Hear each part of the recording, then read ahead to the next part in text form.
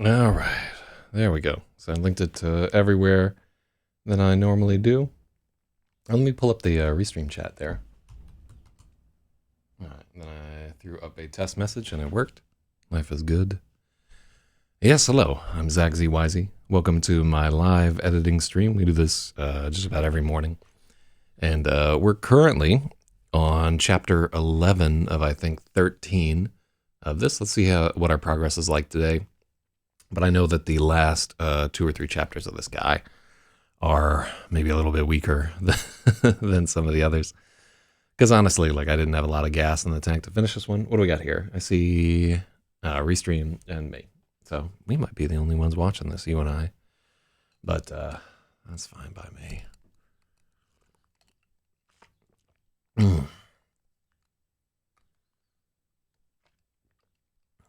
Shout outs to coffee.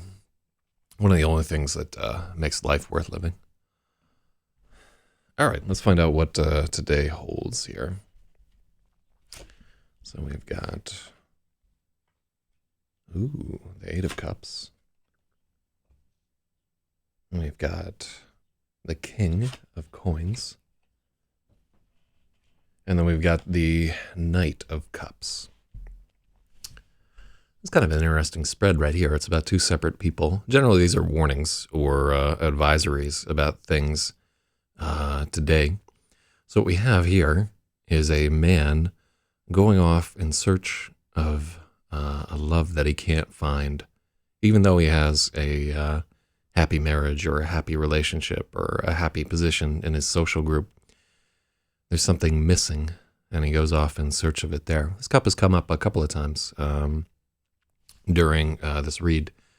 So the King of Pentacles here is it's like your CEO type figure. It's your a man who has attained the highest position possible among men. So this, in all likelihood, this is not our seeker. But actually, if we look at it here, we could see this whole thing as a relinquishment of somebody giving up their high position in order to go off on a quest in search of that missing cup right here. So I feel that today is a day for abandoning the structures of that have come before and sallying forth in search of a new and more edifying. Because if you look at it, our 8 of Cups right here has donned his cloak and left. All 8 of those cups hold no sway over them. They cannot keep him there.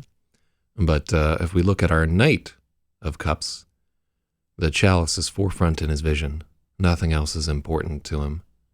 His eyes are on the prize. This is the cup he's been seeking. So, I don't know exactly where that puts you guys there, but it's a time for upending the organized structures of emotional attachment in search of that one true promised desiring. Real talk. All right, so I see Spathiwa and Stratum both in the chat there. So we did a lot of work, a whole lot of work on chapter, I think it was ultimately chapter 10. Let me just make sure. Yeah, I think it was chapter 10 here. Time for full communism. You think so? Let me see. How many words are left in this guy? We might get this up to like about 30,000 words if we keep adding words to it. We started at 28,000, and now we're at almost like 29,000. So give me a second to kind of get my head straight here. I've just been in kind of a fog the last few days. Just nonstop fucking and so. None of that, sadly. But just like watching The Sopranos and drinking too much and eating too much and kind of feeling sorry for myself here. I really need to impose some kind of a structure on my life. But so far I have been unsuccessful. I mean, we're doing this editing, which is something. I'm making progress on it every day. So I don't feel totally useless here, as long as we're getting some writing done. But I could definitely be a lot more useful during this time. Did a lot of things. Like, yeah, I don't know, Spathiwa and I are supposed to be working on a game, and I should be recording audiobooks for some of this stuff. I should be promoting myself. A lot of things I ought to be doing. What I wind up doing is playing like 6 or 7 hours of League of Legends a day and just doing a lot of cooking and going to bed at like 8:30. Woof. And still not sleeping through the night, waking up at like 4 in the fucking morning. But it's not as if there's nothing going on at the moment there. So I'm alive. But what about our Space Marines? Are they going to be alive at the end of this? So far, how many Marines have been killed? So I think the first to die was Mad Yank. That's one. Then I know maybe who got fucking slain in the pit. I have things to do, but I'm not even playing. Yeah, like, and we're only supposed to be so productive with our lives, and when we try to exceed it, we just kind of sputter out and so forth. Now, speaking of which, let me take some of this NAD. Maybe that'll help. I'm pretty sure that NAD is why I'm not sleeping through the day.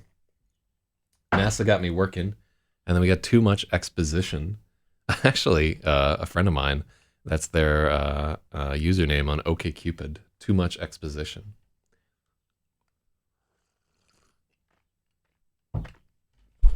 Okay, I need to. It just dawns on me. So one of the things that I did yesterday, and this was not totally useless here.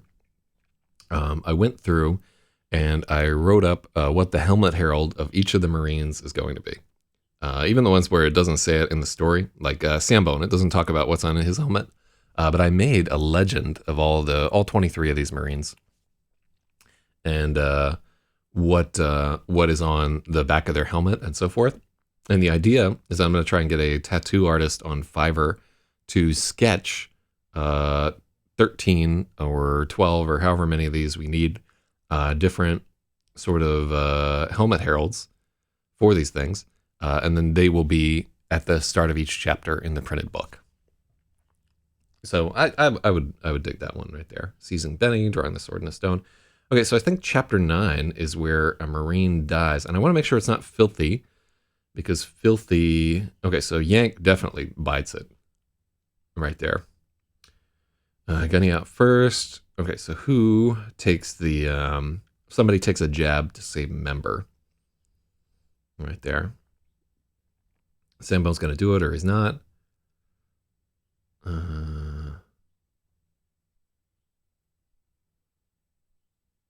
Who goes up in the column of tricolored flame? Because I remember that.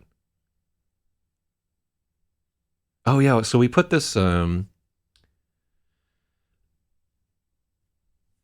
I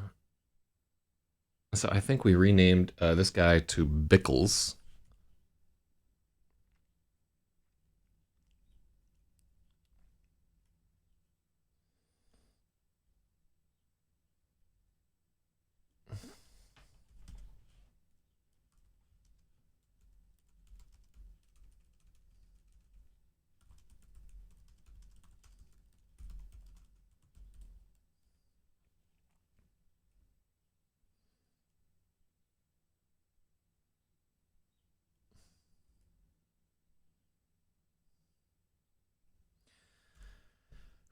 So I think we have to foreshadow. So we can't use Filthy right here because we actually we use Filthy.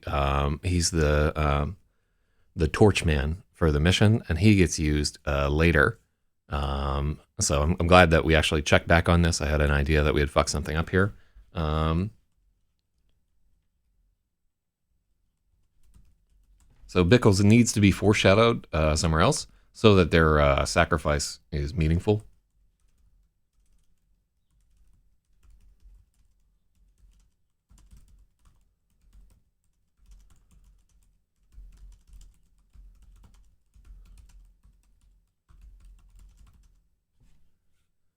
Mm-hmm.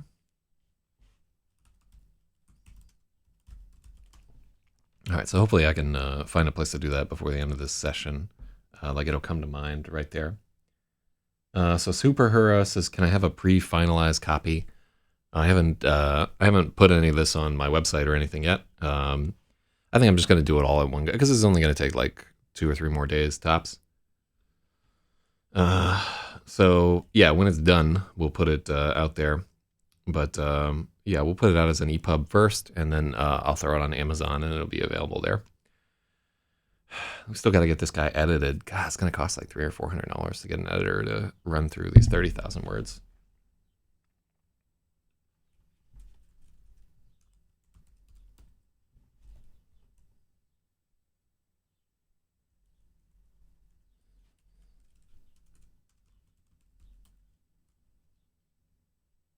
Mm-hmm.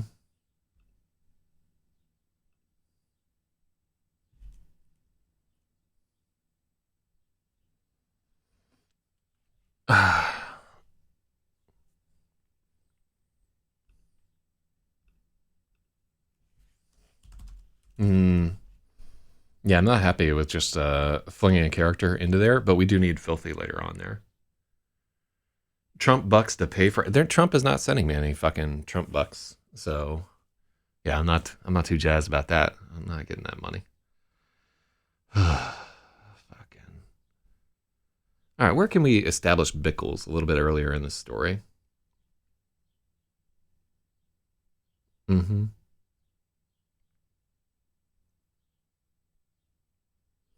We could also just slay a different Marine, one that had already been established, but mm-hmm.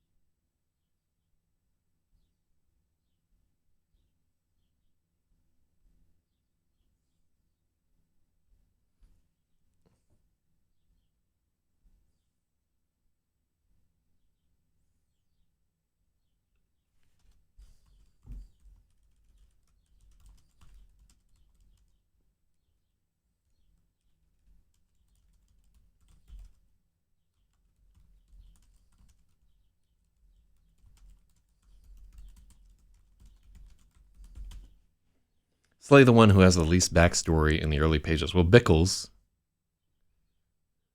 yeah, we just add like this one line establishing that Bickles the rookie exists in the story. He's not like on the level of a heroic sacrifice that we would like to have, but that's all that I have time for at this time. Make up another one with very little backstory for canon fodder. Well, that's exactly what we just did. Yeah, we just added a teeny tiny line establishing the reality of the character, and then we slay him on. You have 23 Marines. Not every one of them is going to have a fully fleshed out character arc. This isn't a Russian novel. Mm. But I digress. So let's get into the real meat of this edit, chapter 11. The Navy had been trying to hammer prudence into them since Hatch. Physically, tardigrade augmented Marines matured far faster than their traditional counterparts. Their bodies attained full growth in just 4 years, tripling in mass in the fourth. This was no accident. The smarts had realized it was impossible for template humans to manage full-grown tards and tailor. Yeah, so this is kind of like a little word salad here, and not the fancy kind where they don't take fucking cash and some vegan hairy woman assembles your salad and makes you feel guilty about it.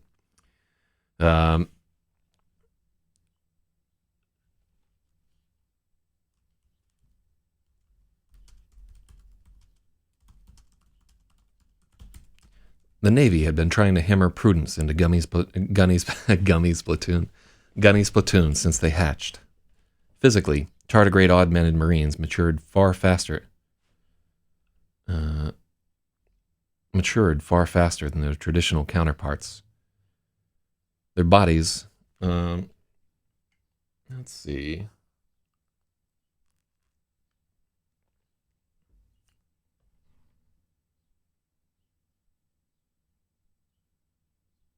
Yeah, I don't know what exactly you're talking about here, superhero. Not making a lot of sense to me. But we must soldier forward, just like these Marines. Their bodies attained full growth in just 4 years, tripling in mass in the fourth.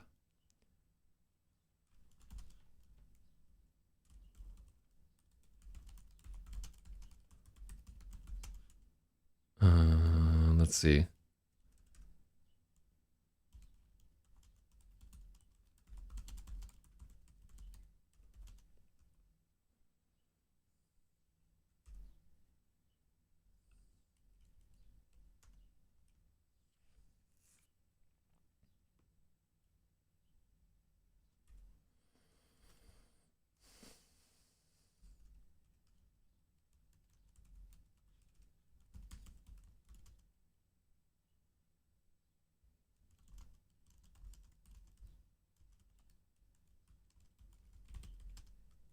Mm-hmm. All right, superhero. Let's sort this out here. You have not read the rest of the story, correct? So these are just suggestions, kind of in the wind, apropos of nothing. Yeah, just sit tight for a hot second, man. We're gonna get into the story, and there will be ample places to comment if you are so inclined there. But yeah, like right now, we got to work on this paragraph that we got right here, which is in fact too much exposition. It's just like a blob of text right here that we need to beat into some kind of baguette or panini or something like that. All right.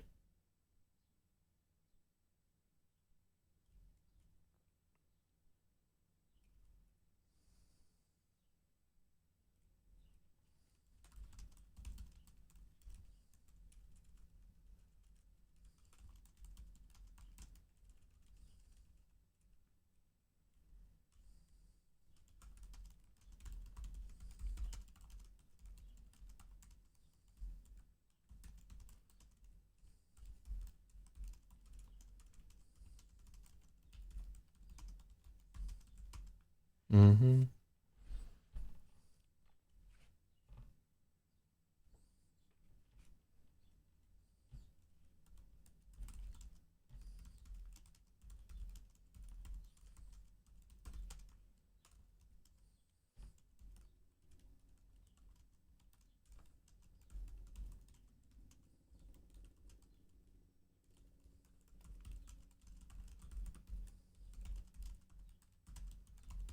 Mm-hmm. Okay, so let's try this once more. The Navy had been trying to hammer prudence into the Navy had been trying to hammer prudence into Gunny's platoon since they hatched. Physically, tardigrade augmented Marines matured far faster than their traditional counterparts. Their bodies attained full growth in just 4 years, tripling in mass in the fourth.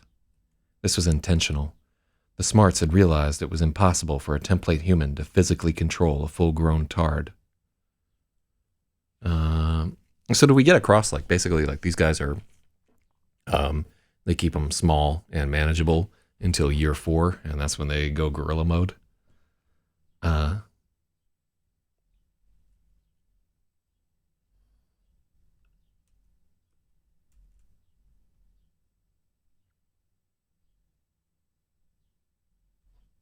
yeah, I don't like this paragraph actually. I don't think it's doing good work. Let's try cutting the entire fucking thing. Um,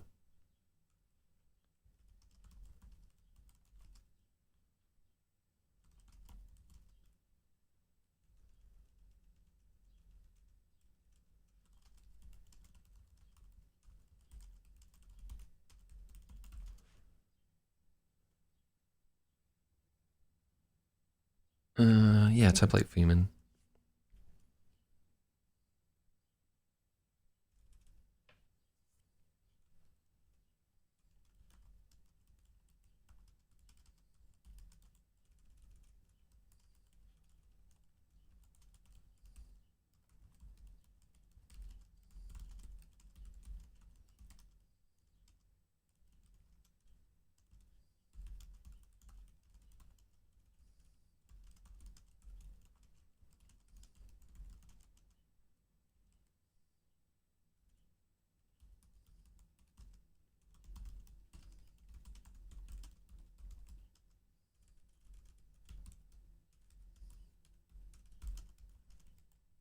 Okay. The growth of a tard was hyper-accelerated, taking just 4 years to attain full growth.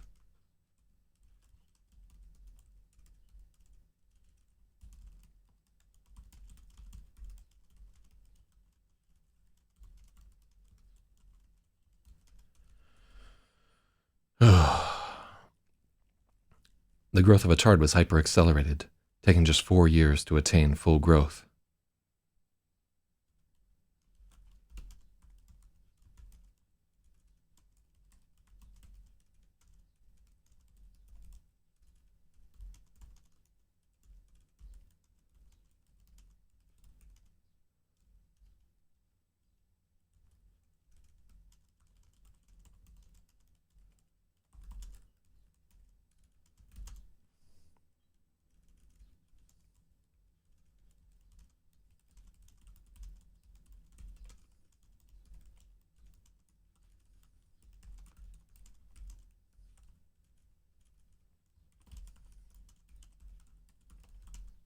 Hmm. Let's call it standard template human.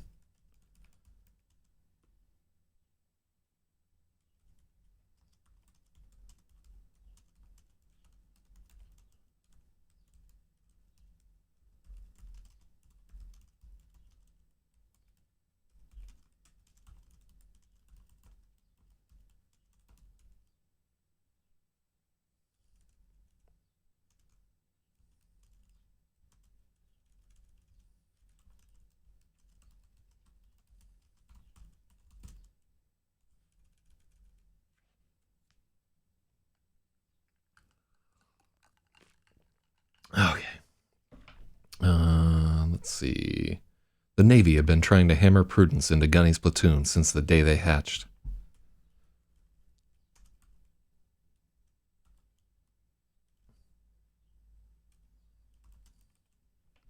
I think we need the day there. It just doesn't track right since hatch.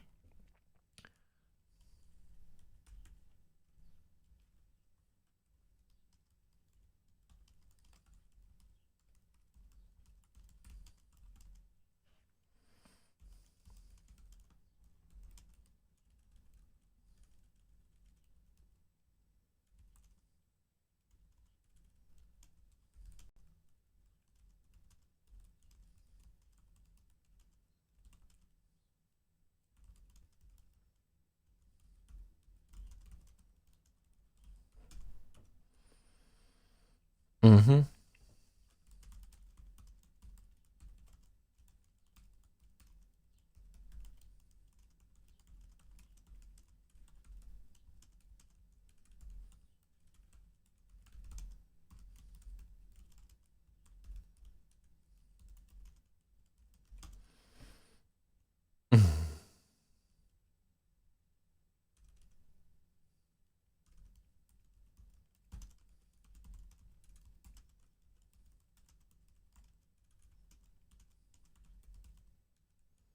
Yeah, so tardigrade augmented marines grew at a hyper-accelerated rate.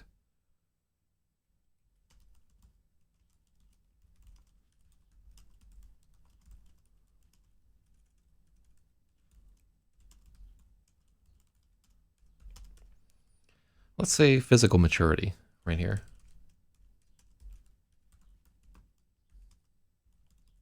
So that we sidestep the grow and growth right there. So Spathiwa thinks that hyper-accelerated should be... it just looks wrong. Fucking hyphenated. It's not a tardism, so English rules should apply. I think you're probably right. I'm gonna take that.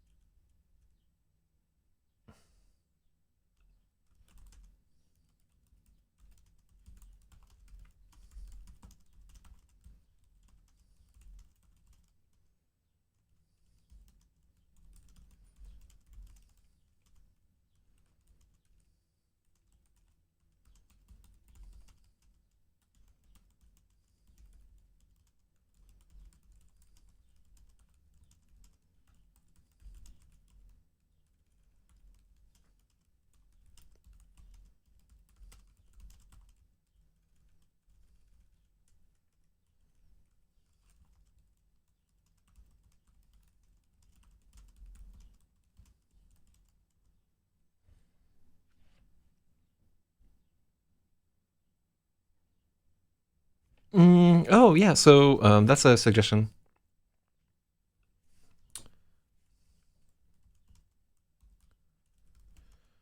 Tardigrade were grown. It seems weird there. If we try were grown. Uh, yeah. Like this is, not to be rude here, but you're on. We are. There are 30,000 words in this novella, and we're probably about 22,000 deep or something like that. So we've already done all the establishing of our characters. If you were interested in like getting at the beginning, you can just scroll back like several videos to day one of this, and you can see the whole process if it's interesting to you. But for right now, yeah, a lot of this commentary not super relevant in view of where we're at in the story right here. So I like the idea of uh, yeah, just we're grown. Uh,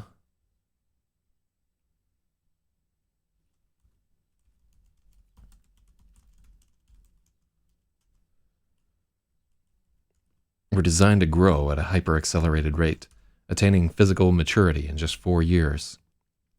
The fastest growth took place in the fourth year, where Tard would triple in mass.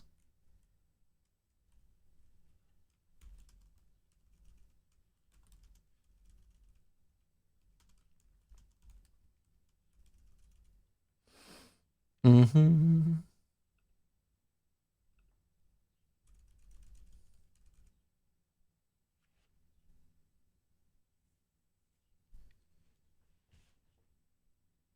Yeah, let's see.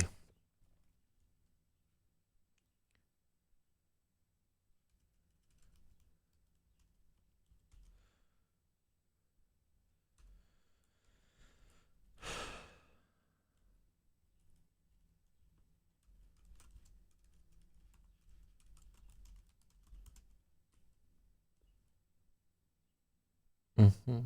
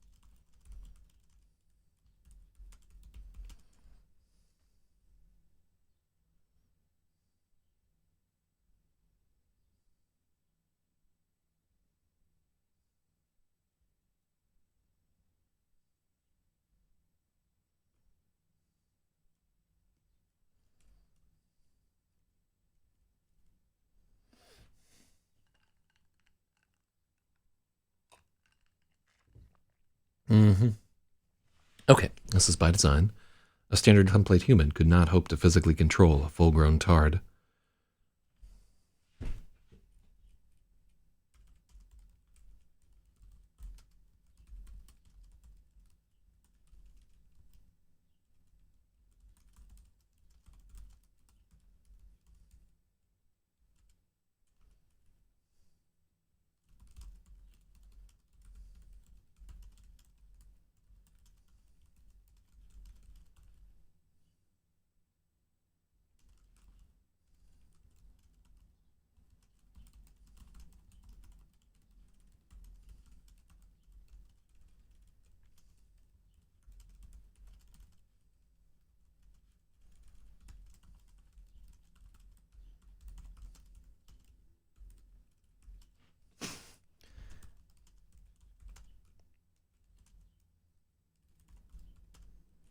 Most didn't. I like that little most didn't.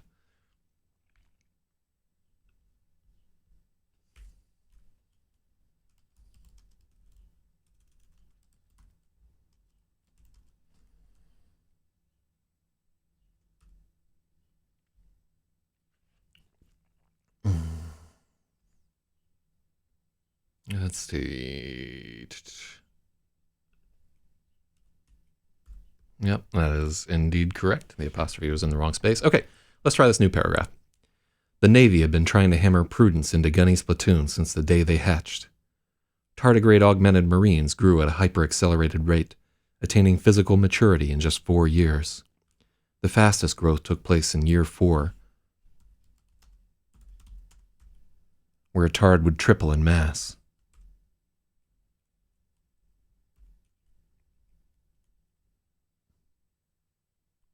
This was by design. A standard template human could not hope to physically control a full-grown Tard. Most of the Marines' earliest memories were of being disciplined, their natural inclination to wildness hammered out of them.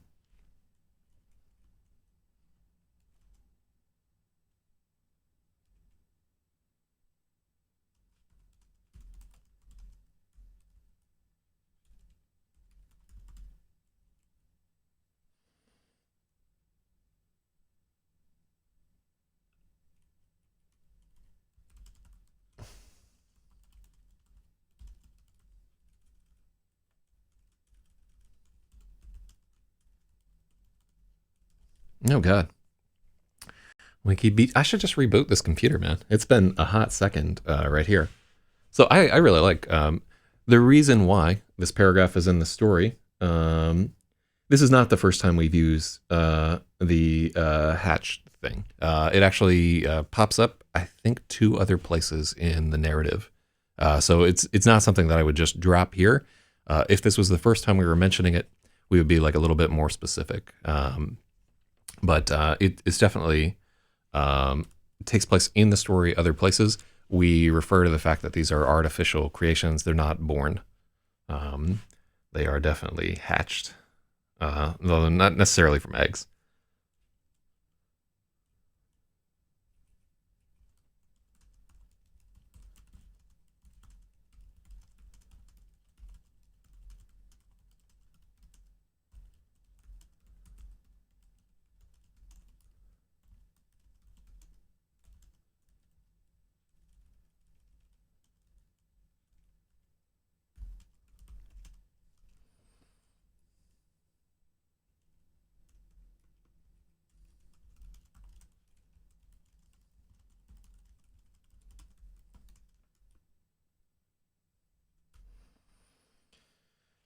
Most of the Marines' earliest memories were of being disciplined. For the first 3 years of their lives, drill sergeants hammered them every moment of the day, trying to beat their natural inclination to wildness into a usable form.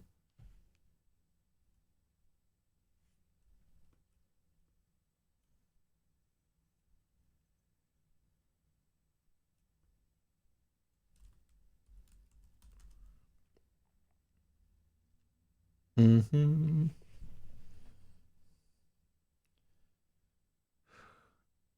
I don't like natural wildness.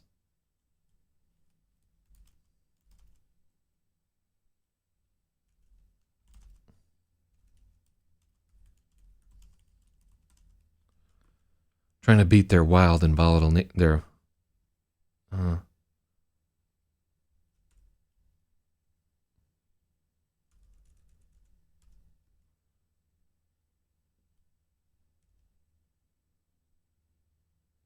mm, I like innate. Inane. I like innate volatility. I just innate volatility is just like a fun thing to fucking say. I like the way that phrase sounds.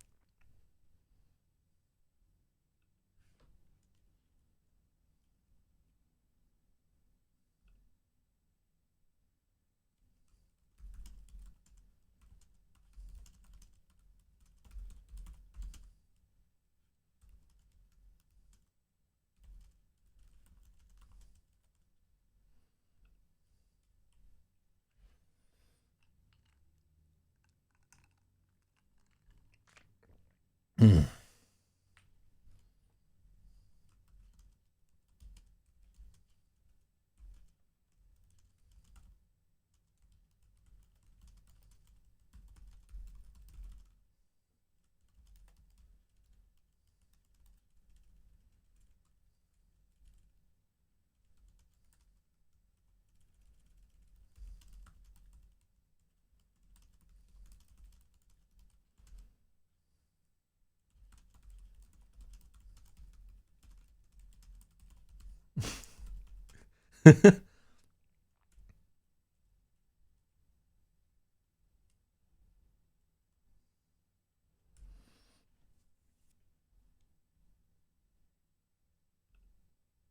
After basic came 3 years of technical training with extra years for specialists.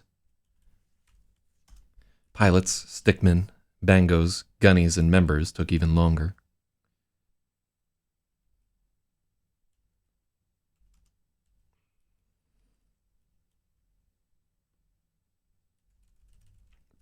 I think we just need 4 things there.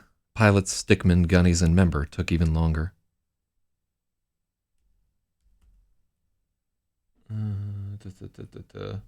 Locked is airlocked. That means they blast them into fucking space. Yeah. Yeah, they don't fuck around in the Marines.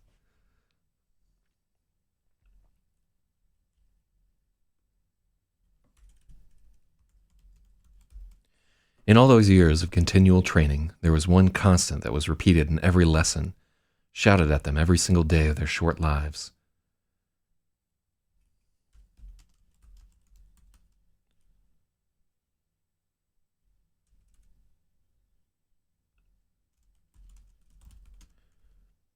Two words a tard would hear more times than any others.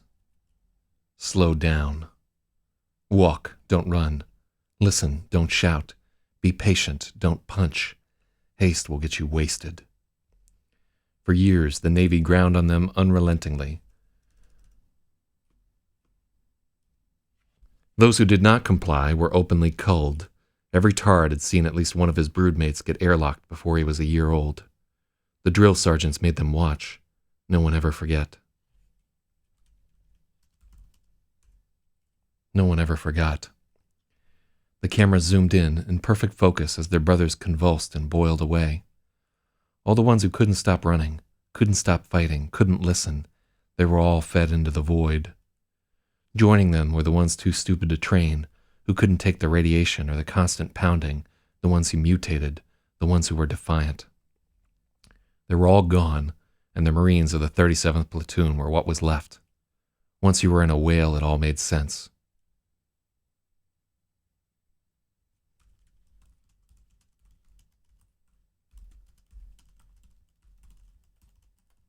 There we go. Cool. Once they got into a whale, all the training made sense. Everything was dangerous. Something as innocuous as dropping a used rod could get you sculled. Haste really would get you wasted. A single mistake could wipe the whole squad. The training was brutal and cruel, but it had to be done. As veterans, they could accept that. But for all the years of beating prudence into them, it never really took. Every Marine was smiling as they clambered over the walkway like apes, rail in one hand and weapon in the other. Aziz had the big beamer pointed at the ceiling, and the mirrored surface was illuminating the whole tunnel. With every step, they were ready for another attack. If that thing tried to take one of them, it was going to eat 100 bullets in half a heartbeat. Okay, that's a bad sentence.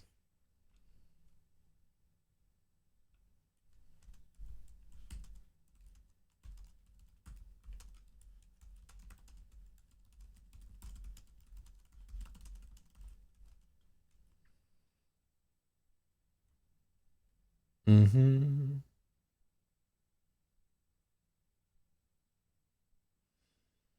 Okay, the camera zoomed in makes the cameras a subject. That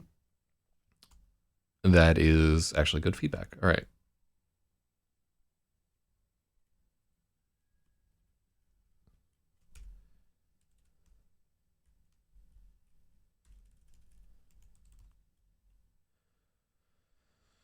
Ooh. Okay, the comma there because it's a conditional. So then let's go back to...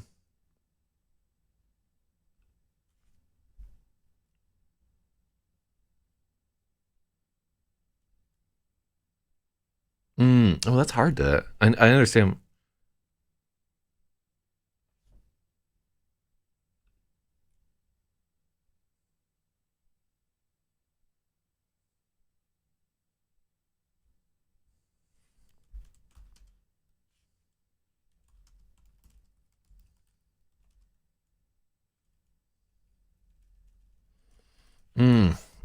I don't actually know how to fix this fucking line right here.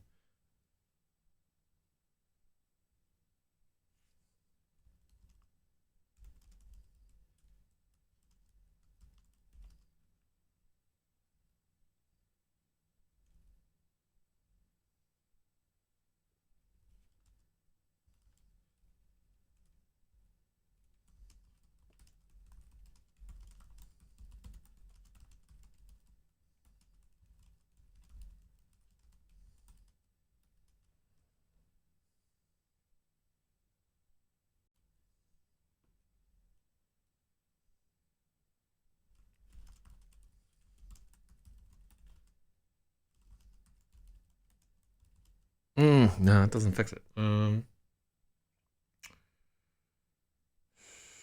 Zoomer is the guy that zooms the cameras.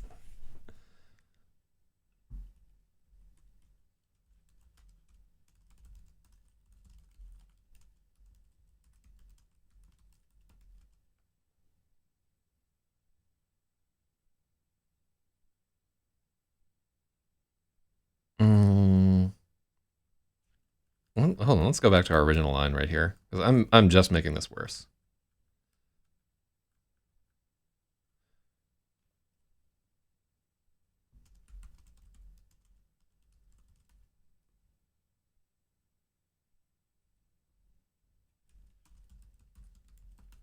The camera zoomed in on their brothers, in perfect focus as the defectives convulsed and boiled away. There we go. Then we get to use defectives. I like it. So still, our subject is the camera is there, but it just tracks a little bit better. Doesn't quite fix what you... I understand what he's saying right there, but I can't fix it at this time. Yay! All right, there we go. If the monster tried to take another Marine, it was going to eat 100 bullets in half a heartbeat. Oh.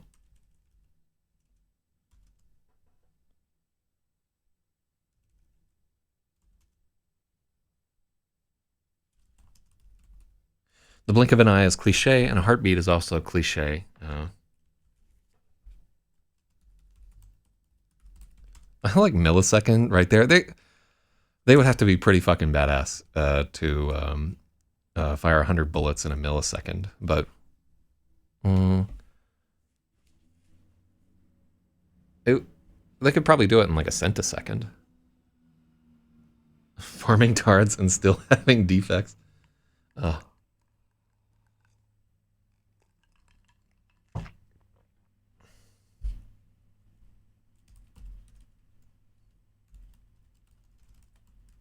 In less than a second. All right, that's perfect. They made it to the other side of the walkway, and Heaths was waiting for the order, the sledge and his mitts. Smash and go fast, Gunny howled. This was their true nature. It couldn't be beaten out of them.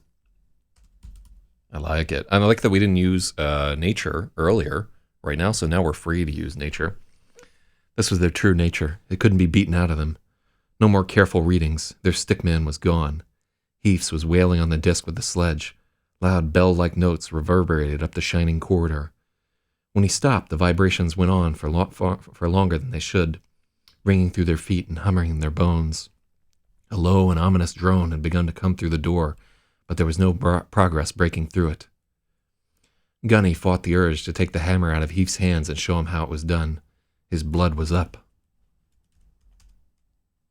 It's cliche. His eyes darted around the platoon and found other hands clenching, ready for action. Only one tard was not fixated on the door. Yakov was staring back the way they'd come. His gauntlet traced a T over his chest. Let's go, Yak, Gunny said, clapping the Marine on his shoulder plate. Aye, aye, Gunny, Yak replied, blinking to clear his vision. He stared back once more. And Gunny was afraid he'd have to whop him, but then Yak pointed at the other end of the tube. Oh, jit, Yak's cry was punctuated by a ringing strike of the sledge. An orange glow was shining through the breach they'd come through.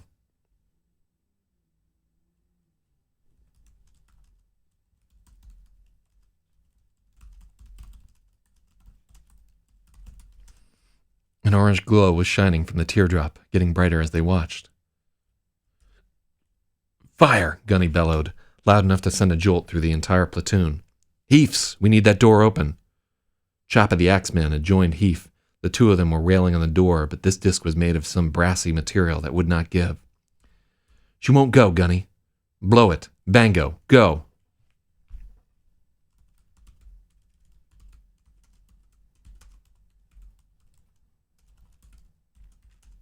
Bango, go. Blow the door. Hell yeah. Like that we're speeding up. They could...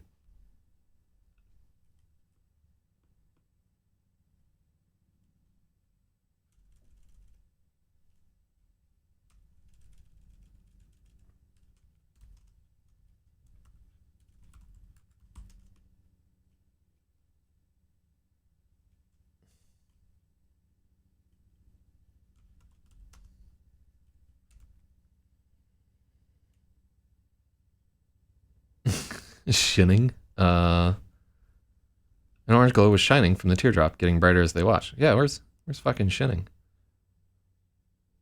We have multiple shinings? Hold on.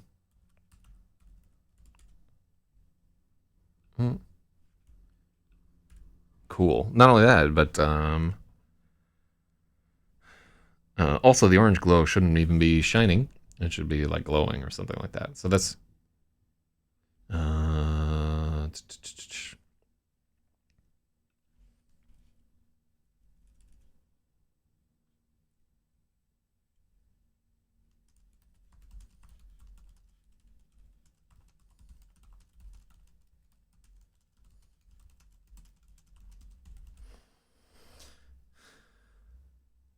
an orange glow was visible through the breach in the disc.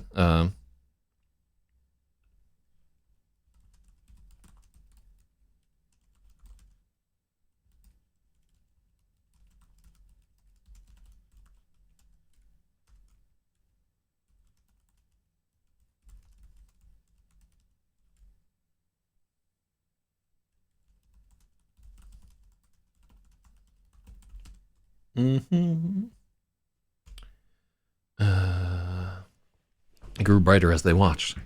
Fire, Gunny bellowed, loud enough to send a jolt through the entire platoon. Okay.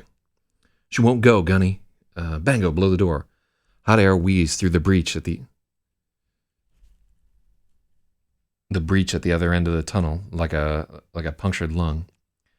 The fire was in the teardrop now. Magenta sparks were flying out of the room and hissing into the black gunt.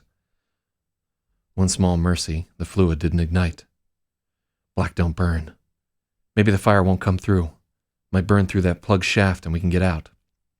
Shaft's full of silent.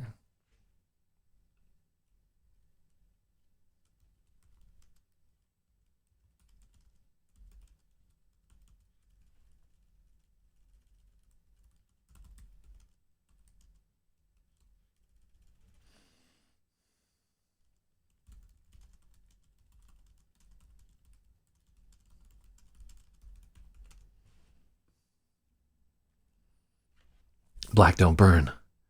Maybe the fire won't come through. Might burn through that plug shaft and we can get out. Shaft's full of silane, Gunny, Member reminded him. Oh, Chuck, Gunny said. I think it should be... Gunny should also always be capital. Yeah. Gunny is capitalized every single time.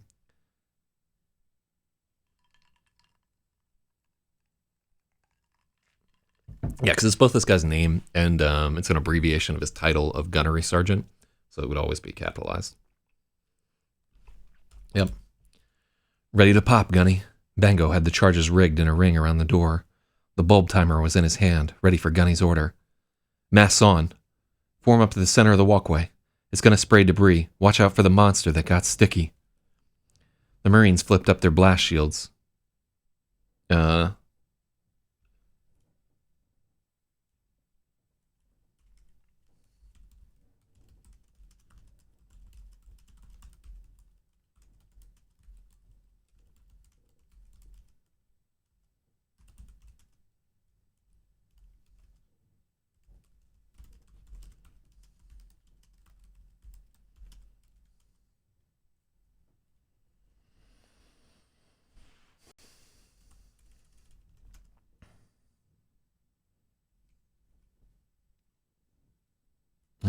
Let's see. The Marines retreated to the center of the walkway and clustered around a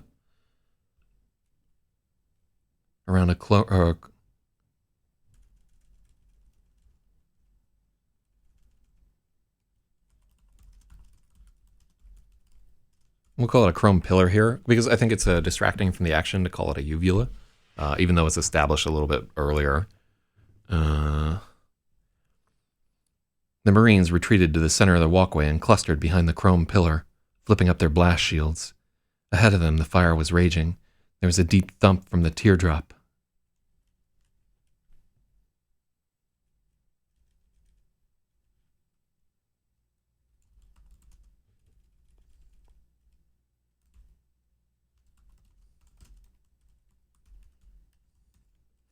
There was a deep thump from... There was a deep bass thump from the... Can we say... Do we need bass there?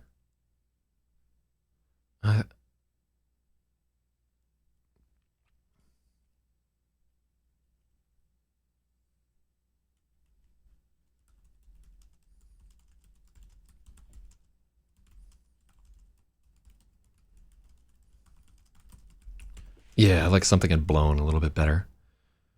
Beneath their feet, a shockwave raced through the black fluid. Blow it, Gunny ordered. Bango pulled the tab and ran for it. Okay, so important note here, like they're described as using bulb fuses, and it's essentially because like they can't use mechanical timers because they're like a little bit too delicate with the gravity going all fucking crazy every which way. So what these guys use is actually kind of glass bulb igniters, which are basically there's a divider of a material that doesn't react with acid, and then you pull the tab out of it, and then the acid gets into, in a lot of cases, like paraffin wax or something like that, and then it gets to something that it can ignite. So that's the type of bulb. I think fucking Trash Can Man uses one of those to blow up Cheery oil in the stand, which is where I got the idea. Let's see. Uvulae. Oh, I almost want to say uvulae. Oh, I really want to do that. Flipping up their blast shields. Ahead of them, a fire was raging.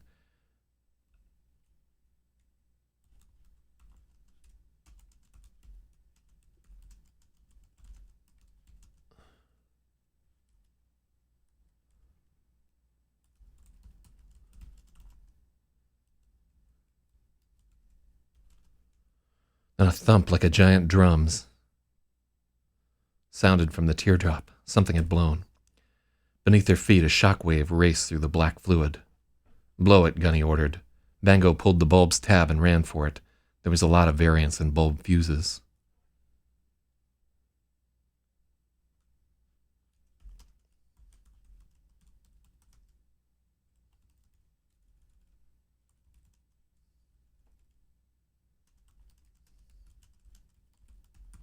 Bulb fuses had a lot of variance. Backs to the blast. Cover and hold on, Gunny reminded everyone. Gunny put his head down, and through the triangular grid he saw the black fluid had stopped its ceaseless movement.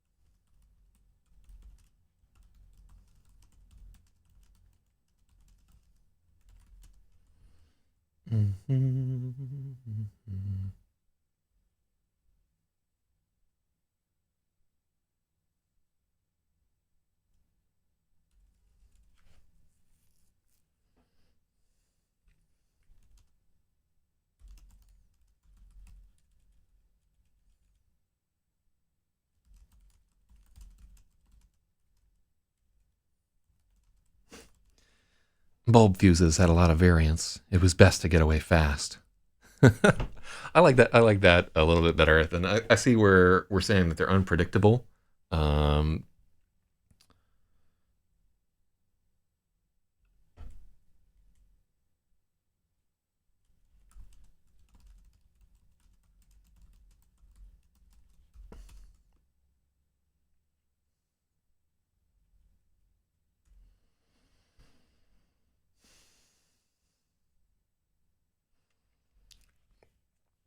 okay, so Gunny put his head down and prepared to flip up his own shield.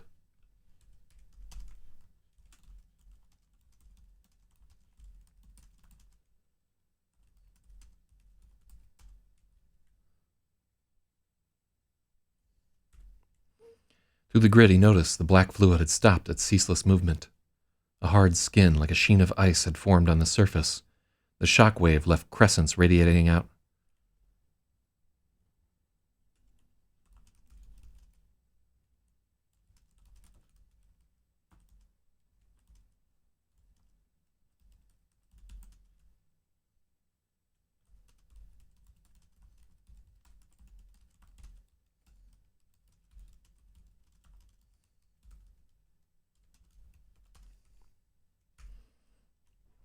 Hmm.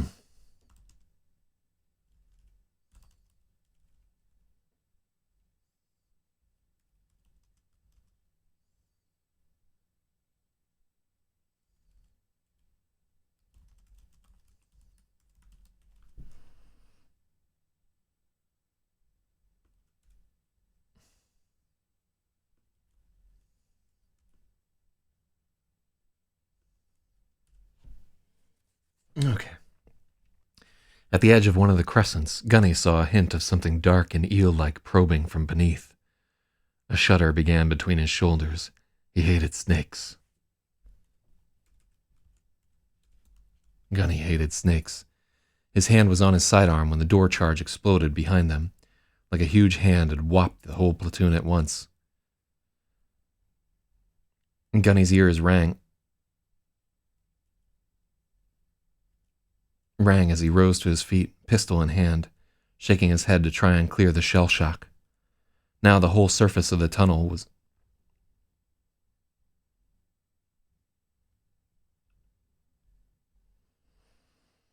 Mm-hmm.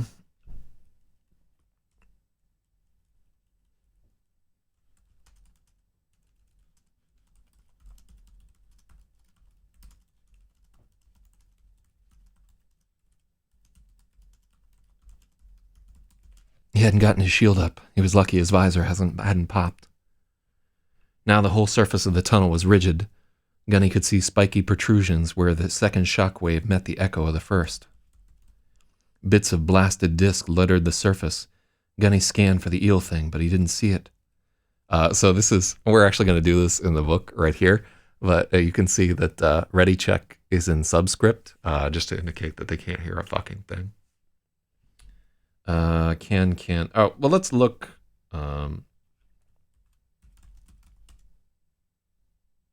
There's no can anywhere in the story. Are we matching case? Let's not match case. I think I already fixed it. Shell shock is the appropriate word. Okay, how far down did we go? Shredders. Ready to pop. Gunny. Backs to the blast.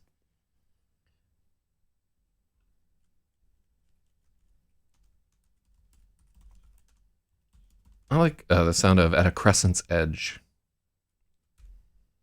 At a crescent's edge, Gunny saw a hint of something dark and eel-like probing from beneath. Cool.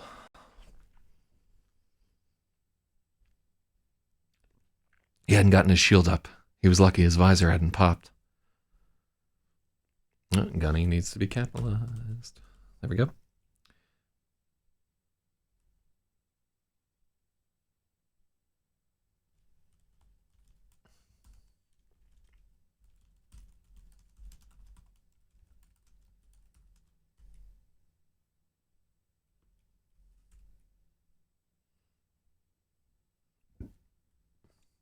Gunny scanned for the eel thing, but he didn't see it. Ready check, Gunny shouted. His voice seemed tiny and far away. A hissing sound was coming through the tinnitus ring. For a moment, Gunny wondered if it was the snake. Instead, he saw it was a punctured tank. "Choppa, you're hit," Gunny shouted, grabbing the Marine. "I'm okay, Gunny," Choppa shouted back, but he wasn't at all. A shard of the brass disc had punched through his center tank. It looked bad. "I'll triage. Platoon, advance. Firing positions at the door." The tards began firing around. Yeah, let's do Marines and not tards there.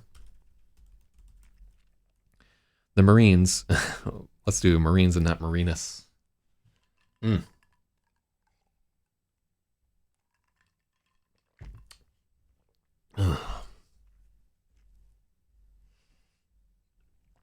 Marines began filing around Choppa, headed for the door they'd blasted. "Can you stand, Choppa?" Gunny asked. "No legs," Choppa said, sounding strong but looking scared. "Press it." Gunny didn't want to do it, but down the pipe the blaze was growing stronger. There was danger ahead.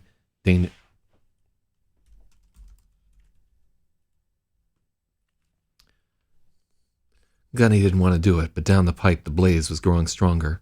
There was danger ahead and danger below. Choppa saw his hesitation and gripped his forearm. "We'll meet again, Gunny. See you inside. Semper Lucet."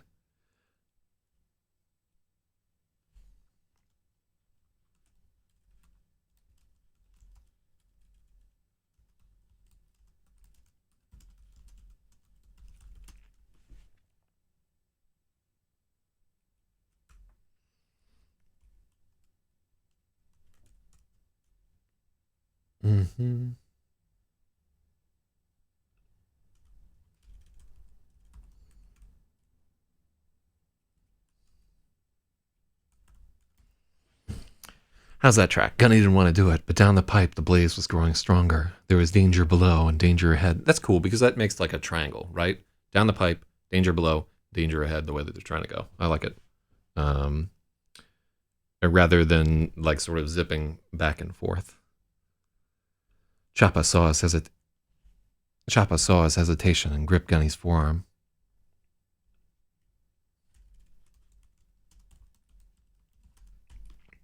Choppa saw Gunny hesitate and gripped his forearm. "We'll meet again, Gunny. See you inside.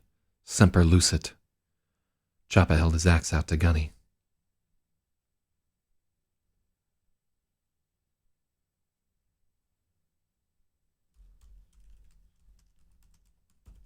"Semper Lucet. See ya, Chopper," Gunny said.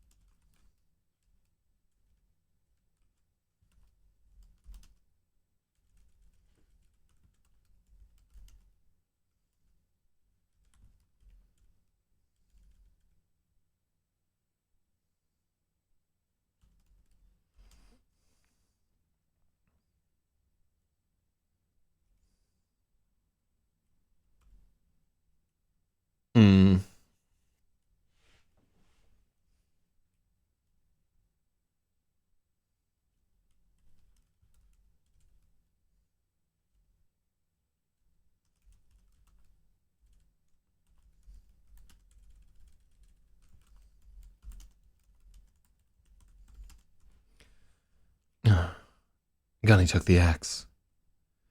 He flipped the protected cover on the emergency flush button on Choppa's tank assembly. Gunny pressed the big yellow F that killed Choppa. Then he disconnected Choppa's tank 3, planning to give it to Sipper. Choppa began to convulse. It was strange the way his upper body thrashed, but the lower was just limp. He wound down quickly. Gunny gave him a final rap on the back of his helmet and left him to die. The odds were good Gunny would join Choppa within the hour. The odds were good Gunny would join him within the hour. There was a strange hum coming from up the corridor, and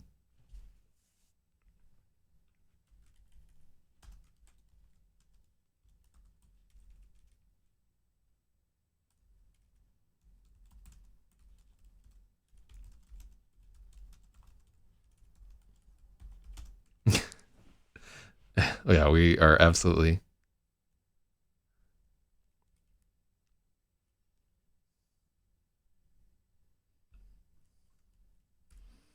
Gunny scooped up Choppa's tank and heavy fire axe and made his way across the walkway. Beneath his feet there was activity seething beneath the solid crust. Whatever was down there was hissed. The remaining members of the platoon were clustered around the door, and his heart sunk. The charges hadn't blown completely through. There was a curling ring of warped metal all around the door, large enough for a Marine to get through, but embedded in it was an untouched grid of reinforcing bars. Now he could see why Heaps couldn't dent this. The disc was almost 40 centimeters thick. The bars were completely impervious to everything they tried.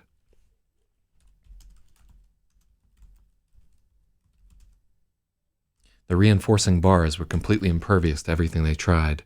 Torch, saw, acid. Member was furiously jotting all this down.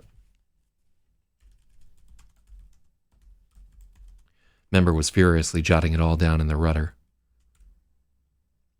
There's something moving in there. There was something moving in there, Gunny, Aziz breathed.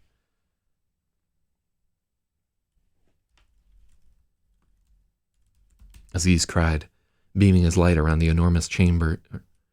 The searchlight was inadequate. Gunny could make out what looked like 3 towering brass statues.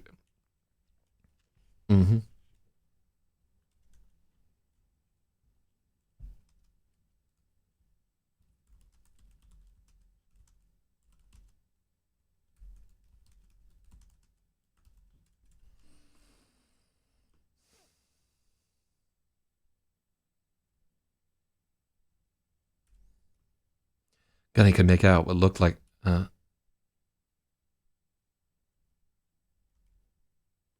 let's see.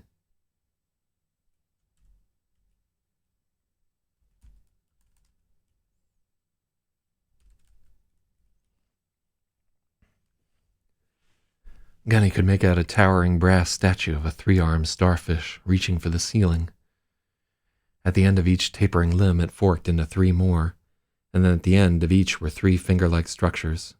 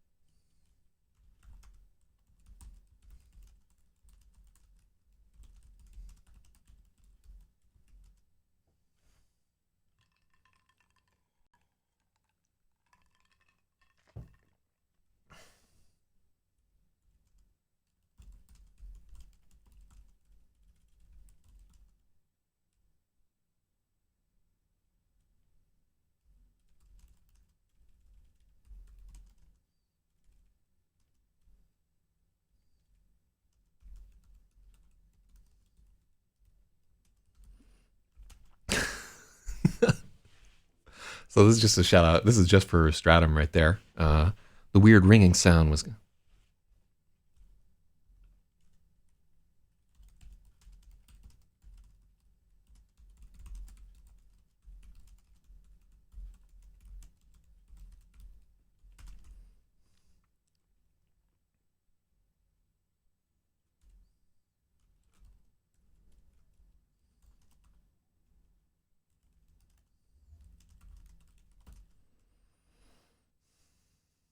The walls of the chamber were all shining. The walls of the chamber were all shining copper, riven with the knurled lines of the text they'd seen on the plaque.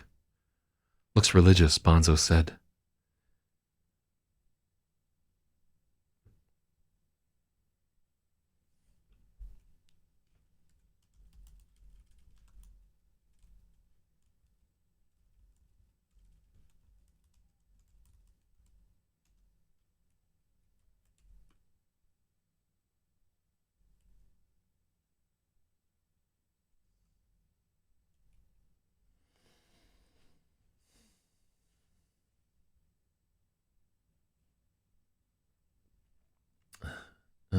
me see.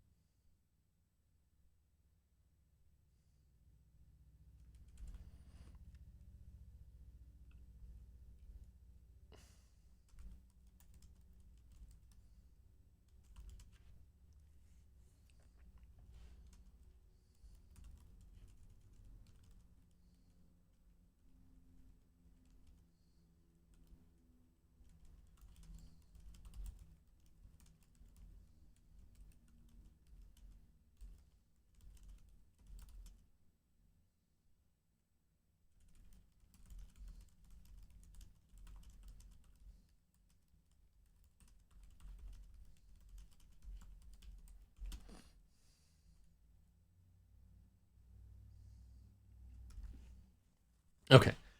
There was something moving in there, Gunny, Aziz cried, beaming his light around the enormous chamber. Gunny peered in. He could make out 3 towering brass statues.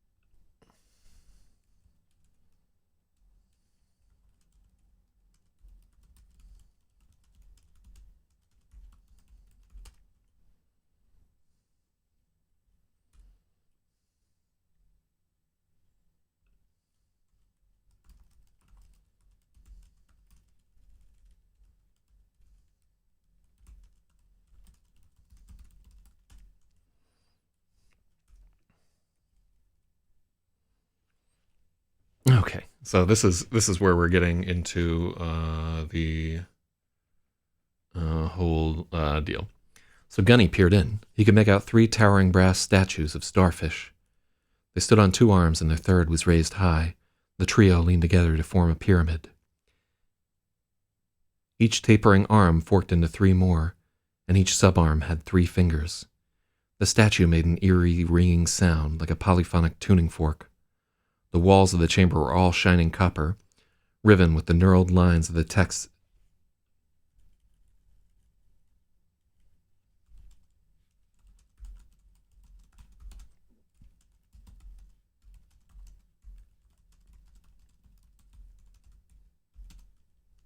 Okay, so let's make sure that we're using neural correctly.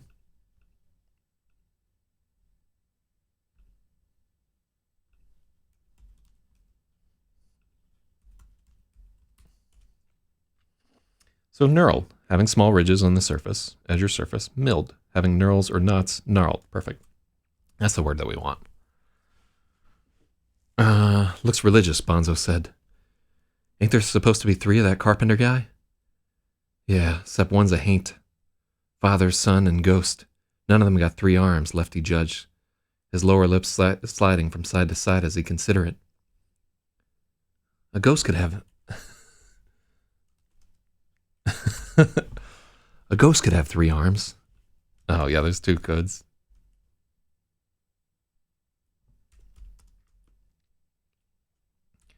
They're made of rectoplasm, Heaps countered. Ectoplasm, Gunny corrected. If you 2 keep yammering, you'll get a chance to axe the chucking carpenter yourself. If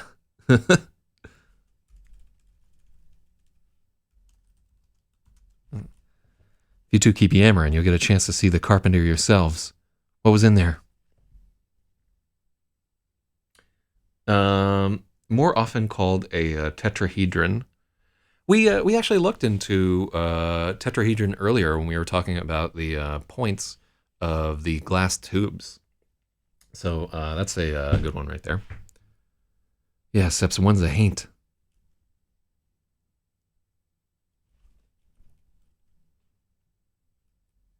Father, son, and ghost.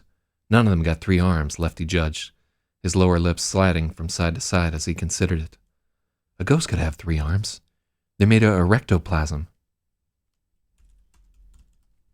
They're made out of erectoplasm, Heaps countered.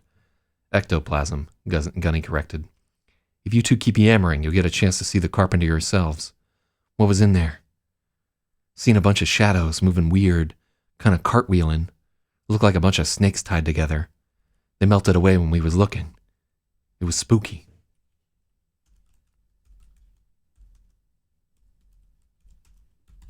Spooky jit, Gunny.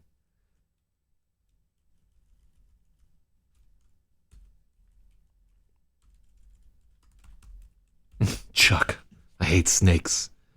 I know you do, Gunny. You mind if I hold that axe? Lefty's eyes were locked on Choppa's fire axe, gleaming with want. Oh, I guess fire axe, and we don't hyphenate. Fire axe has to be 2 words, I guess. Let's fucking. I think it's up here. Yeah, heavy fire axe. Let's go back to. Oh yeah, probably I was trying to fucking capitalize Gunny and then just capitalize Jit instead. Spooky Jit, Gunny. Chuck, I hate snakes. I know you do, Gunny. You mind if I hold that axe? Lefty's eyes were locked on Choppa's fire axe, gleaming with want. Gunny had to admit it was a good-looking axe. Just.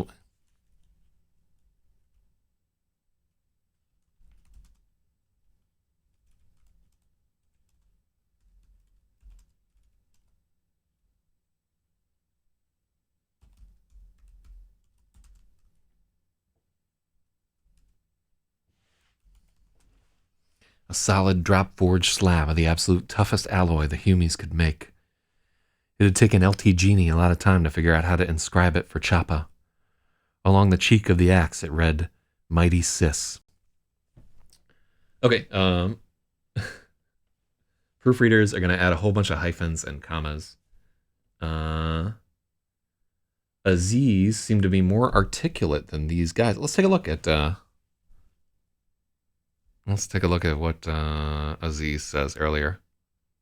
Oh yeah, you're absolutely right.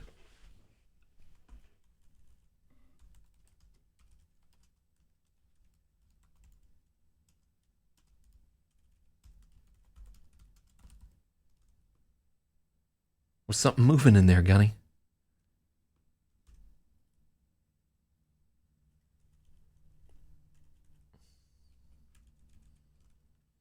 Something moving in there, Gunny, Aziz cried out.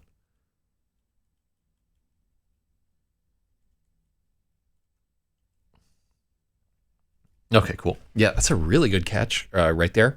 Because we want the Marines to be like, if one is more articulate than the others, we want it to be Bonzo for the most part, because Bonzo is pretty solidly like supposed to be. Bonzo, Member, and Gunny are like the 3 smart Marines in the unit. And Gunny's text is like much more. Gunny is like a little less smart than Bonzo's probably the smartest. Member's the 2nd smartest. Gunny's like probably 3rd. But yeah, hyphens and commas and stuff. I know.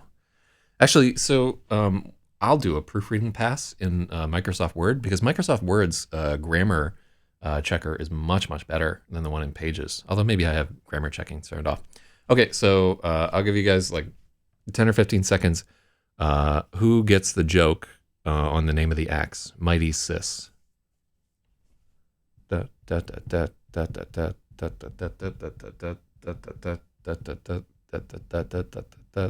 Anybody? Oh, I gotta wait like 30 seconds. All right, I'll come back to it there. If you get the joke, let me know. But I think it's a little obscure. She's all yours, Lefty. Gunny passed over the axe, and Lefty beamed harder than he would have.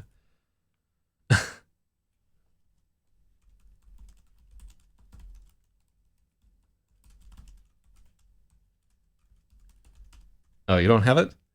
It's like a pun on mitosis, because it's for splitting motherfuckers apart. Real. Yeah, I thought that might be a little obscure.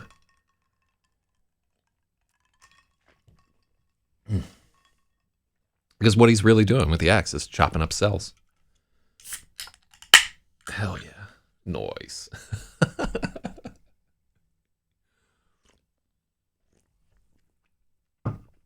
Oh, yeah, we're just jam-packed full of fucking these. This is all yours, Lefty. Gunny passed over the axe, and Lefty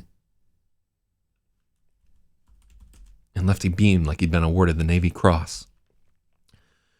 The blissful look reminded Gunny of Benny, and he unslung the flamethrower, catching a piece of that joy.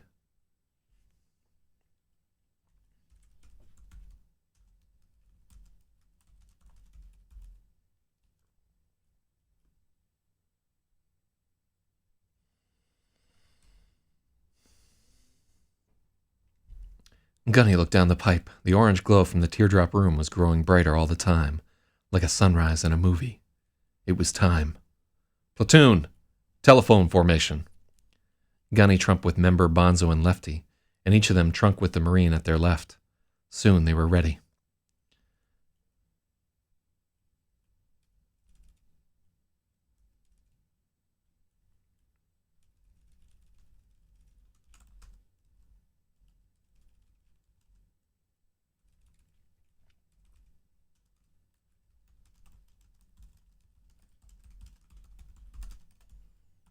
Soon they were ready for Gunny's speech.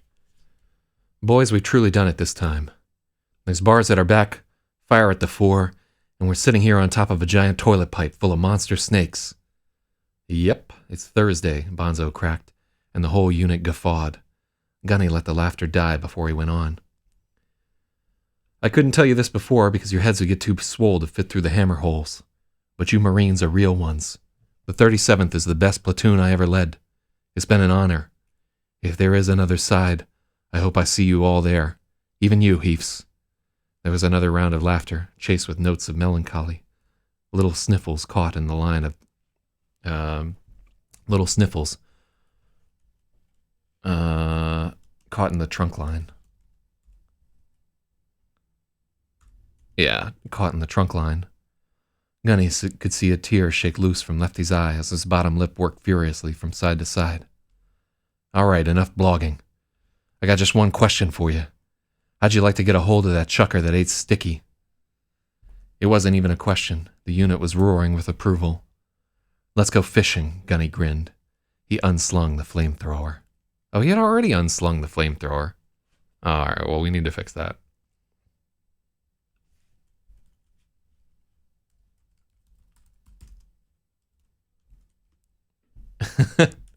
He caressed the flamethrower, catching a piece of that joy. Why are they trunking? So we go into this a little bit, but when they're in their suits, they are shouting all the time. They are just bellowing every single time. Anytime you say something like kind of quietly or at like a room temperature or whatever, they pretty much have to read lips to get it through because they're getting through like a thick like that. They're getting through this thick ass helmet. So the trunks are mostly for vac chats, but they also earlier in the story talk about how they will put them together for speeches. So just keep in mind when they're in these when they're in these formations. Let me see. And also their hearing would be like somewhat damaged by those big explosions. So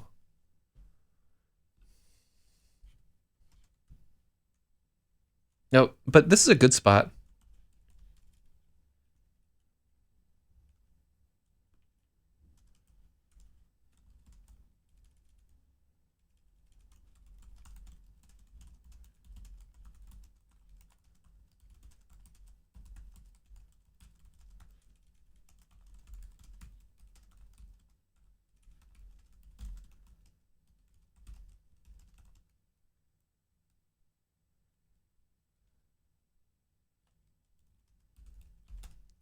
So, platoon, telephone formation.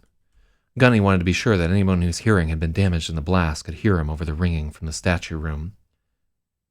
So cool. So we take that issue, and we throw in like a little bit of explanation there. So there was a big boom just before that. This is actually like a really good place to just have like that tiny little explanation there, because I think it both adds to the story and will then reassure any reader who's like, why are they fucking trunking up if there's air in the room? And we don't know how long will our air last. All right, what are we at here? We're at this is chapter 12 right here, 95 of 122. What time is it? 7:26 p.m. No,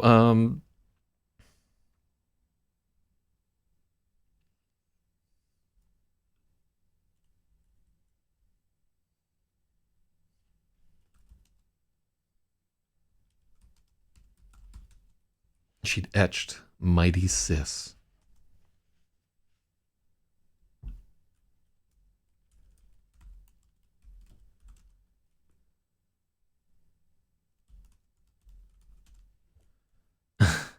Along the cheek of the axe, she'd painstakingly etched its name, Mighty Sis. Mighty Sis. Yeah, there we go.